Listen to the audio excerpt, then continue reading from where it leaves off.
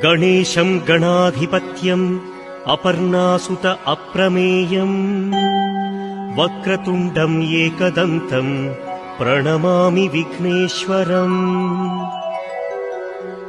चित्ररत्न विचित्रांग चित्रमाला विभूषितम् कामरूपधरम् देवम् प्रणमामि विघ्नेश्वरम्।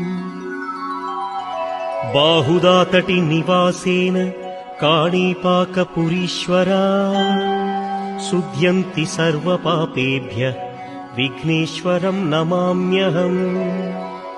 मूषिकोत्तममारुह्य देवासुरमहाहवे योद्धुकामं महावीर्यं विघ्नेश्वरं नमाम्यहम्। दर्शनं विघ्नराजं स्पर्शनं पापनाशनम् पाशाङ्कुशधरं देवं विघ्नेश्वरम्